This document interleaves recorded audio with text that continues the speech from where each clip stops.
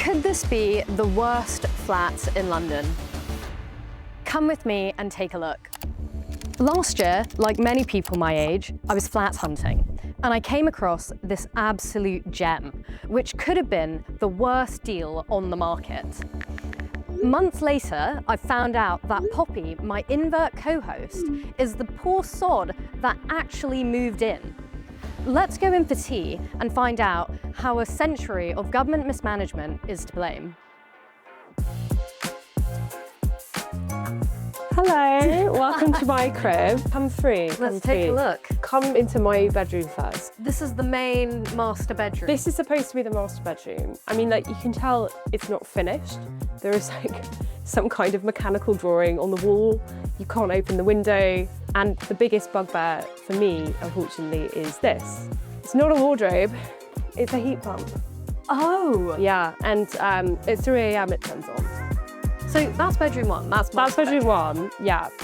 That's supposed to be bedroom two, but we've turned it into like a storage room. Okay. Because there's like a climb up place where you can see a bed.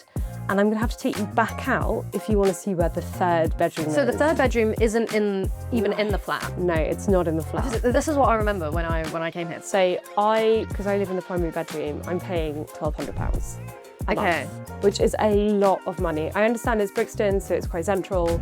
But like, you've seen this place, it is not particularly nice. Yeah. It's not really that well maintained. So in total, how much did you get it for? It's £2,100 in total for this flat.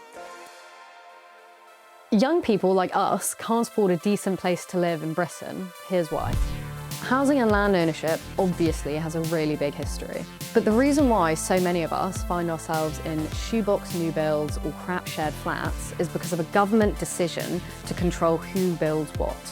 In 1947, just after World War II, the government introduced a new law, the Town and Country Planning Act. This introduced the single biggest drag on house building, the discretionary planning system. What this means is, if you want to build something, you have to get the government's permission first. Every building plan is assessed by the local council on a case-by-case basis, and it can be rejected even if it complies by the laws. This law is not the beginning of governments intervening in how land is used. That's as old as governments themselves. But the important point is this: we've nationalised the right to develop land. What we're left with is fewer homes, and the ones being built are of low quality and all look the same. The truth is, the more the government tries to meddle with housing, the worse it gets for those of us who are at the bottom of the ladder. I know this sounds quite radical because no politician is even prepared to say this. But what would happen if we just got rid of the Town and Country Planning Act? Like, it's clearly not working at the moment. Why don't we just scrap the law? Yeah, it can't get worse than it is now. Right? Essentially, you would get a big boom in house building. Anyone could basically do it, like people will take it up themselves, they can understand it, you just build whatever you want to build. And then by that nature, you'll get more variation in what people come up with. I think the major thing we have to get our head around is the fact that prices would fall. So that means your money, your time, your preferences all suddenly freed up.